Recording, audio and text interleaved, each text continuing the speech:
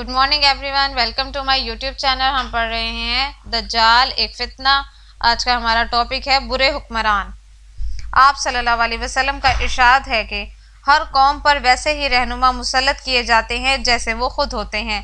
जब उन हुक्मरानों ने अपने ज़ाती मुफादात के लिए ज़ायद टैक्स जमा करना शुरू कर दिए और लोगों पर खर्च करने की बजाय अपने ऐश व आराम के लिए इस्तेमाल करने लगे तो इस्लामी माशरे में फूट पड़ गई। खुशहाली का दौर ख़त्म हो गया और तबाही व बर्बादी उनका मुकद्दर हो गई। कुरान पाक में इरशाद बारी ताला है कि जो लोग आप सल्लल्लाहु अलैहि वसल्लम के बताए तरीक़ों को छोड़ देते हैं इन्हें तबाह कर दिया जाता है। हज़रत उमर फ़ारूक रज़ी अल्लाह अन्हु मुसलमानों के खलीफा बने तो आप रज़ी अल्लाह अन्हु ने मुसलमानों से फरमाया कि अगर वो कोई भी ऐसा काम करने लगे जो अहकाम कुरानी के ख़िलाफ़ हो तो मुसलमानों का फ़र्ज़ है कि वो इन्हें वहीं पर रोक दें। हज़रत उमर फ़ारूक के तकवा और हैबत इलाही का तो ये अंदाज़ा था कि एक वसी सल्तनत के हुक्मरान हैं मगर एक दरख्त के नीचे कंकरों भरी ज़मीन पर लेटे हुए हैं। आज के दौर में मामूली इख्तियार भी इस वक्त तक बाहर कदम नहीं निकालते जब तक उनके दाएं बाएं और आगे पीछे दर्जनों मुहाफिज ना हो। पहले वक्त के मुसलमान हुक्मरानों के किरदार का ये आलम था कि काफिर भी उनको कत्ल करने की जुर्रत नहीं कर सकते थे। आज के रहनुमाओं का किरदार ये है कि उनको अपने ही लोगों से भी डर लगता है। हज़रत उमर फ़ारूक का ईमान था कि मौत व ज़िंदगी अल्लाह के इख्तियार में है और अल्लाह ही सबसे बड़ी इंश्योरेंस और सबसे बड़ी ज़मानत है।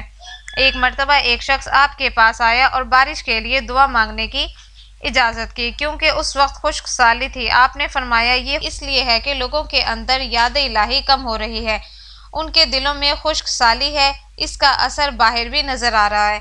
जब लोगों में जज्बा ईमानी ताज़ा हो गया तो अल्लाह ताला की रहमत जोश में आ गई और बारिश बरसने लगी। हज़रत उमर के बारे में आप सल्लल्लाहु अलैहि वसल्लम का फरमान है कि अगर मेरे बाद कोई नबी होता तो वो उमर होता। इस वक्त सूरत हाल ये है कि मुसलमानों के हुक्मरान नाम नेहाद मुसलमान हैं जिनको दज्जाली निज़ाम के सरबराहों ने हसूल इक़्तिदार में मदद दी और अपने ताउन का मुआवजा हासिल करने के लिए इन्हें इस बात पर मजबूर कर दिया कि अवाम पर टैक्सों का बोझ डाल दें। ये टैक्स कुरानी अहकाम के बिल्कुल ख़िलाफ़ और नाजायज़ है। मज़ीद ये कि ये टैक्स जमा हो जाते हैं तो इन्हें ज़रूरतमंदों में तकसीम नहीं किया जाता जिसकी वजह से अंतचार बढ़ता जा रहा है। इससे खुशहाली नहीं बदहाली आती है। नेज़ कुफ़ार का अम्न दखल इनके मामलात में बहुत ज़्यादा बढ़ जाता है। ये भी एक हकीकत है कि तेल से हासिल होने वाले टैक्स इन लोगों के मुफादात के लिए इस्तेमाल होते हैं जो तेल के शोबों का कंट्रोल संभाले हुए हैं।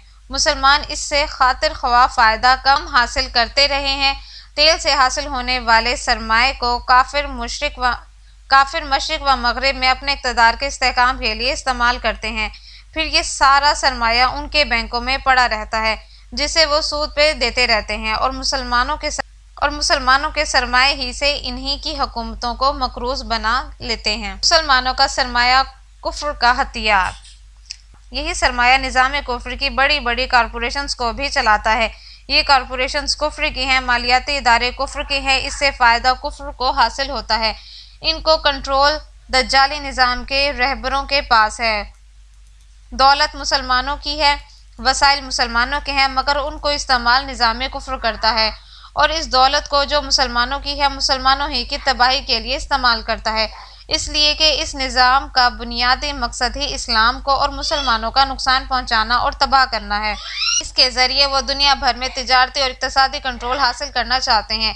इसके ज़रिए पूरी दुनिया में निज़ाम दज्जाल को फ़रोग़ देना चाहते हैं। उम्मत मोहम्मदी की आजमाइश। आप सल्लल्लाहु अलैहि वसल्लम का इरशाद मुबारक है कि हर उम्मत की आजमाइश है और मुसलमानों की आजमाइश माल से होगी। मज़ीद फरमाया कि अरब का ज़वाल स्याह सोने की वजह से होगा। इससे वाज़ेह हो जाता है कि सऊदी हुक्मरान इस्लाम के नाम पर मुल्क को पुलिस स्टेट बनाने में कोशां हैं। इनके पेश नज़र मगरिब का नमूना है और इसी के मुताबिक वो अपने मुल्क को ढाल रहे हैं। Thanks for watching my video, subscribe my channel and press the bell icon.